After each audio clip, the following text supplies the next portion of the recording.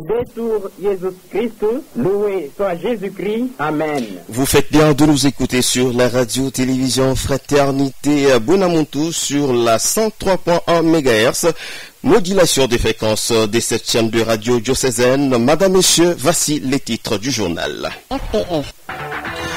L'école primaire du 4 janvier a servi de cadre à la célébration de la journée mondiale de l'hygiène mensuelle. L'activité était organisée par le programme d'accès aux services d'eau et d'assainissement en RDC. Exeta 2024-2025, une stratégie est mise sur pied pour brouiller le téléphone au centre et aux alentours pour ne pas permettre aux enfants de recevoir les réponses qui viennent de l'extérieur. Les précisions sont du chef de sous-division urbaine de l'éducation nationale et nouvelle citoyenneté Mbujemaïdé que vous suivrez dans ces journaux. Championnat provincial de la LIFCOR, la finale de ces tournois va se jouer entre le FC Chibwe de Boya et le FC Paon Bleu de Mbujimaï. En tout cas, cette finale va avoir lié, ça sera le samedi 30 mai 2025 au stade Kazadi Muzungu. Nous sommes à Ngandajika. C'est un journal vespéral mis en onde par Anani Kayamba, Delphin Carlos Kalonji Kalala. Je suis au micro pour sa présentation. Bonsoir et bienvenue.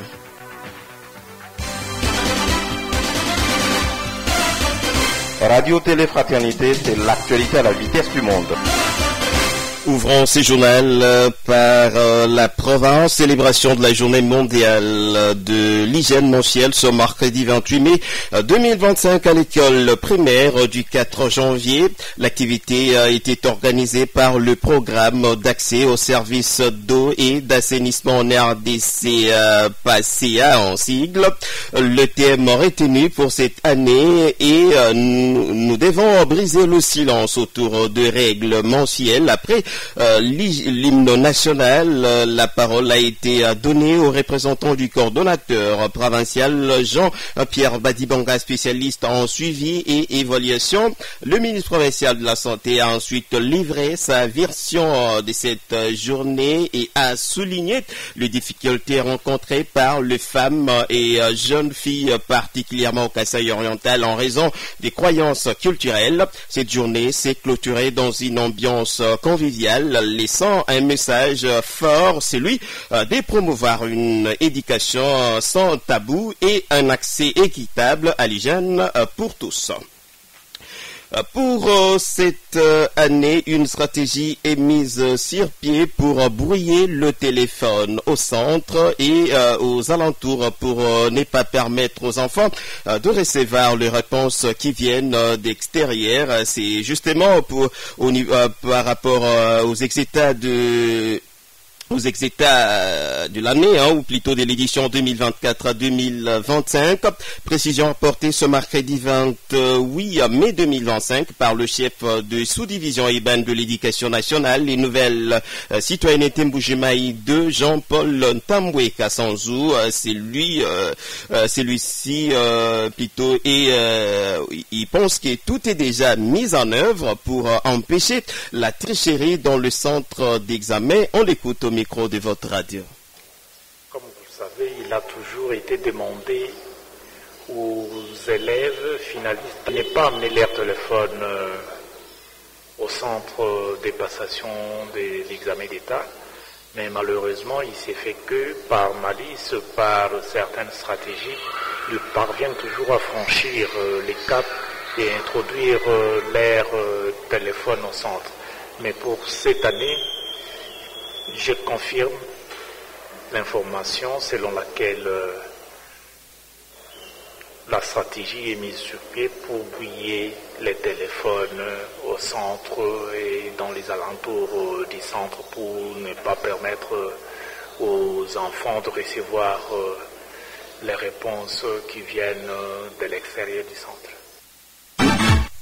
signalons que les épreuves hors session de l'Exit vont démarrer le lundi 2 juin 2025 par la dissertation, toujours en rapport avec les épreuves certificatives. Le chef de la sous-division urbaine de Mbujimaï 2 a également fait le point de préparatifs de l'INAFEP qui seront organisés du 2 au 3 juillet 2025. Plus de 23 centres sont organisés et plus de 11 000 candidats dont les effectifs réels seront connus les jours de la passation. On écoute encore une fois. Par rapport à l'organisation de l'ENAFEP, il va avoir lieu le 2 et le 3 juillet. Pour notre sous-division, nous avons enregistré 11 000 candidats. Vont-ils se présenter tous au centre ce jour-là? Nous ne savons pas. Les effectifs réels seront connus à la passation et nous allons organiser 23 centres. 23 centres, y a-t-il des conditions pour la passation de ces épreuves? Comme nous sommes à l'école primaire, c'est la gratuité. Il n'y a aucune condition.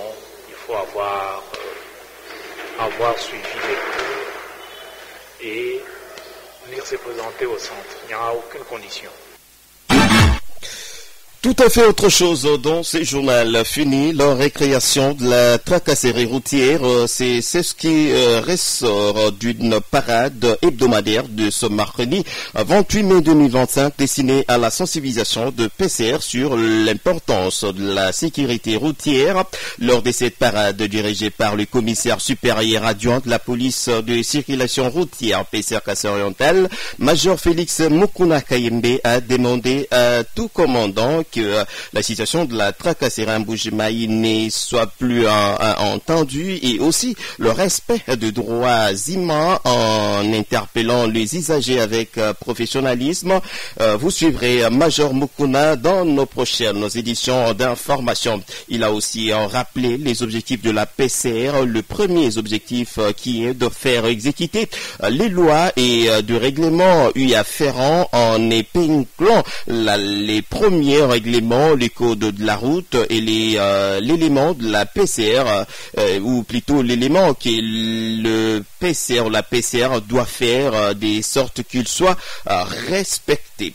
Le responsable du réseau des communications Orange ont adressé un message d'excuses aux utilisateurs de la province du Kassai-Oriental suite aux perturbations qui ont affecté le service des télécommunications.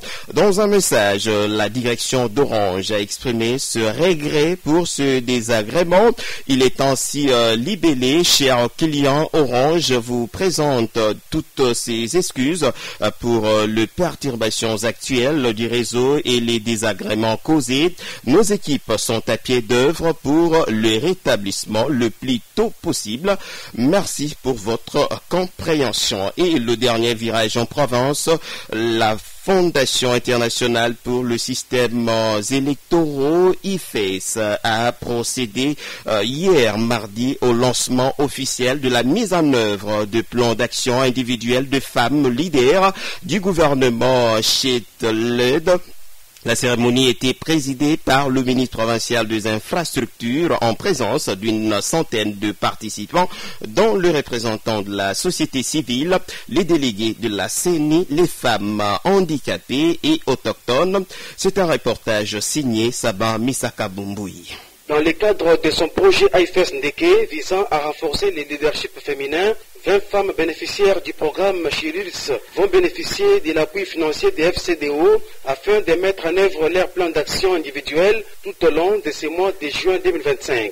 Dans son allocution, le ministre Joachim Kalosh-Chibumba a salué les programmes Chirils qui contribuent à l'autonomisation des femmes et aux changements sociaux. Pour lui, l'appui de l'AFS n'est pas seulement un soutien technique pour ces femmes, mais un véritable catalyseur de leur émancipation.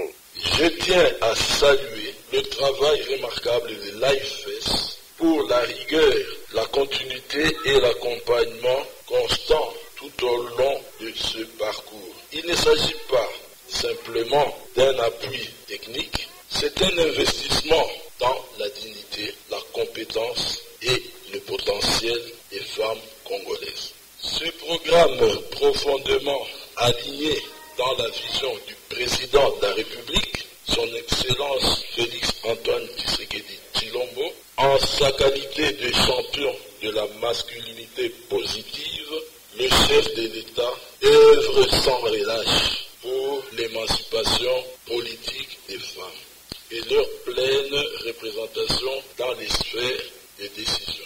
Siliti incarne cette vision avec des résultats concrets, visibles et porteurs d'avenir. Martial Boudile, chargé de suivi et évaluation à la Fondation internationale pour les systèmes électoraux AIFES, explique ici en quoi consiste la mise en œuvre des plans d'action du programme Chilils au Kasaï oriental. Dans la province du Kasaï oriental, ce sont 20 actions concrètes, pensées et portées par le bénéficiaire du programme qui seront mises en œuvre dans différentes communes au cours du mois de juin 2025. Ces actions, toutes pertinentes et ciblées, ont pour ambition de renforcer l'influence de femmes dans leur communauté et de contribuer activement à l'amélioration de leur participation politique et électorale. Bien que pilote, cette phase représente un exercice d'apprentissage concret pour le bénéficiaire, un espace d'expression de leur potentiel et une opportunité de démontrer leur capacité à influencer le changement. Elle permet aussi aux communautés d'identifier et de valoriser les ressources que représentent ce 20 femmes chilides formées, engagées et prêtes à relever les défis liés à la sous-représentation de femmes dans les instances de gouvernance. Pour marquer cette cérémonie, les femmes Chilils ont produit une pièce théâtrale pour démontrer l'impact de ce projet qui se veut une solution aux problèmes rencontrés par les femmes leaders dans la ville de Mbujimayi. Christine Chiboya est une Chilils. L'impact de cet accompagnement se mesure déjà dans notre capacité à nous mobiliser et à défendre nous avons acquis des compétences essentielles qui nous permettent désormais de participer activement au processus décisionnel au sein de nos communautés. De plus, grâce aux formations dispensées par nous avons vu émerger des leaders parmi nous. C'est apporter la voix des femmes et à promouvoir le changement. Ces projets, financés par les bureaux des affaires étrangères, du Commonwealth et du développement FCDO, prévoient la mise en œuvre des 80 plans d'action dans 4 provinces, les Kasaï orientales, les Kasaï centrales et la Chopo. L'objectif est de renforcer le leadership féminin et de favoriser l'implication des femmes dans les processus électoraux et communautaires. Radio Télé Fraternité, c'est l'actualité à la vitesse du monde.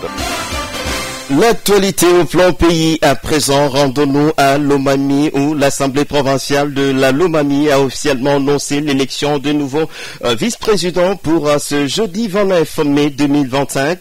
Cet événement tant attendu intervient après plus ou moins un mois de suspense et des turbulences politiques marquées par la destitution de l'ancien vice-président Augustin Malangu Ndibou. La précision sur la tenue de cette séance plénière est contenue dans un communiqué officiel signé le lundi 26 mai 2025 par le rapporteur de l'Assemblée provinciale sur initiative du président Patrick Kilolongoyi et dont une copie est parvenue le mardi 27 mai 2025 à la rédaction de sur cette point CD. Le speaker de cette chambre délibérante a précisé que la plénière qui sera convoquée jeudi prochain abordera plusieurs points cruciaux dont l'élection du nouveau vice-président. Hippolyte Kabangungui, la députée provinciale et membre du parti politique Nouvelle Alliance des Générations pour la République, AGRN, et les seuls candidats enregistrés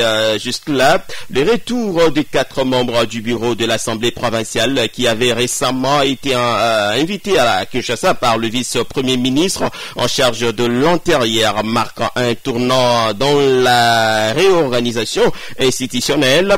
Ils ont repris leurs fonctions au siège de l'institution situé sur l'avenue Lumumba dans la commune des Kabwela-Bwela. La destitution du vice-président sortant a créé un vide au sein de l'Assemblée provinciale, accentuant ainsi la nécessité d'une direction stable pour assurer les bons fonctionnements des affaires provinciales, alors que le bureau annonce l'élection de nouveaux présidents, vice-présidents de cet organe délibérant. Une lettre du ministère de l'Intérieur signée le 27 mai 2025 approuve le retour du député provincial Augustin Malangou Ndjibou en sa qualité du vice-président de l'Assemblée des Lomami. Il s'y est de signaler que l'élection du nouveau vice-président n'est pas seulement une question de leadership, elle pourrait également influencer les relations politiques au sein de l'Assemblée provinciale des Lomami et avec d'autres institutions provinciales à travers le pays. Les travaux d'évaluation des recommandations issues de la 11e session de conférence des gouverneurs tenue en novembre 2025 à Kalemi ont débuté lundi 26 mai à Kinshasa. Pendant 3 jours, des experts nationaux et provinciaux examineront les degrés de mise en œuvre des recommandations, notamment le parachèvement des infrastructures du PDL 145 territoires. À cette occasion, le VPM entendait par là les vice-premiers ministres, ministre de l'Intérieur et Sécurité, Jacquemaine Chabani Loukou, a appelé à une évaluation rigoureuse et transparente. Ces assises préparent la 12e session qui se tiendra du 10 au 13 juin 2025 à Kolwezi sous le thème la santé, facteur des cohésions sociales et des développements durables des provinces. Lors de la 11e session du Kalemi, les gouverneurs des 20 provinces de la RDC ont formulé plusieurs recommandations visant à améliorer la gestion du pays et renforcer l'administration provinciale. Parmi les propositions, revoir le mode des scrutins pour l'élection des gouverneurs et députés provinciaux, modifier le critère d'accession au pouvoir des administrateurs des territoires et des animateurs des ETD, achever les chantiers d'infrastructure du programme de développement local de 145 territoires. Les gouverneurs ont insisté sur la nécessité d'une administration forte et efficace, capable de répondre aux aspirations de population et de garantir une gestion stable et performante des provinces congolaises. Le gouvernement de la RDC a annoncé mardi 27 mai à Kinshasa le lancement du nouveau passeport biométrique congolais dès le 5 juin 2025. Cette nouvelle est contenue dans un communiqué de presse publié par le ministère des Affaires étrangères, coopération internationale et francophonie. Cette initiative, d'après cette source, s'inscrit dans le cadre de la digitalisation de services consulaires du programme d'action du gouvernement 2024-2028. Elle vise à répondre aux préoccupations majeures de la population congolaise concernant la sécurité des documents du voyage à l'étranger et la simplification de l'acquisition des documents. Par ailleurs, les nouveaux passeports congolais comprend désormais des éléments de protection avancés contre la fraude tout en répondant aux exigences des l'OIAC. En outre, le ministre des Affaires étrangères Thérèse Kaikwamba Wagner indique qu'il passe également de 32 à 38 pages. Dans cet ordre d'idée, le gouvernement congolais rassure dans son communiqué que les détenteurs du passeport actuel pourront continuer à utiliser ou plutôt de l'utiliser jusqu'à sa date d'expiration et coexistera avec l'ancien jusqu'en 2030. Enfin, le gouvernement annonce également que de nouveaux centres de capture ont été mis en place à Kinshasa et sont progressivement en cours d'installation dans le chef-lieu des provinces pour bien servir le récurrent et répondre à la forte demande du public. Les coûts pour l'obtention du nouveau passeport est désormais de $75 sport. Fraternité Sport, le journal des sports. Et les sports football, nous commençons par cette page nécrologique. L'Osimbongo Sport de la Miba est en deuil. Ulpler, son entraîneur Boni Kabongo, est décédé ce mardi à Mbujimayi des suites de la maladie. En attendant le programme de ses obsèques, son corps est gardé à la morgue des Bonzolat. La RTF présente ses condoléances les plus attristées à tous les sportifs est-kassaïens, à l'EFMAI et à sa famille biologique. Puisse l'Éternel recevoir son serviteur dans son royaume et que l'âme du défunt repose en paix. Et du football dans ces journaux, championnat provincial de la LIFCOR, Ligue du football du Kassai-Oriental, la finale se jouera entre le FC Chibwe des Boya et les FC Paon Bleu des Mbujimayi.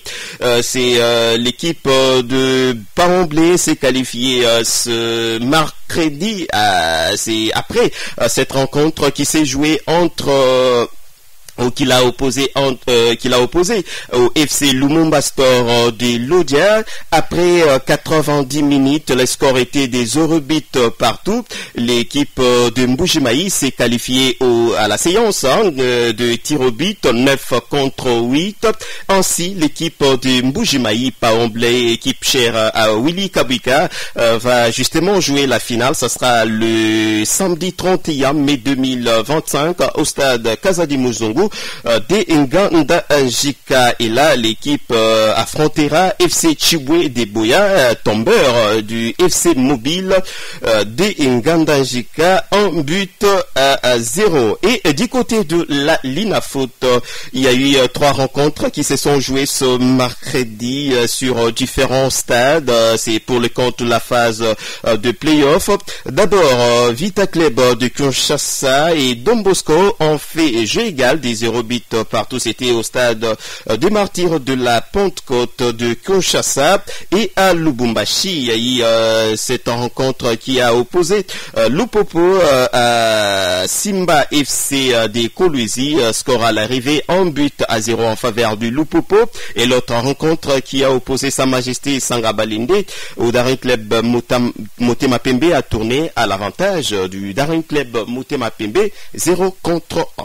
Et voilà qui vient mettre complètement un terme à cette édition vespérale d'information.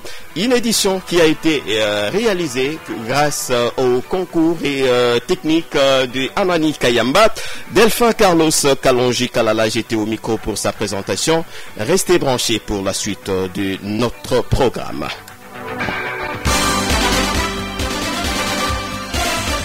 RTF, la radio diocésaine de Mbujimayi sur FM 103.1 MHz.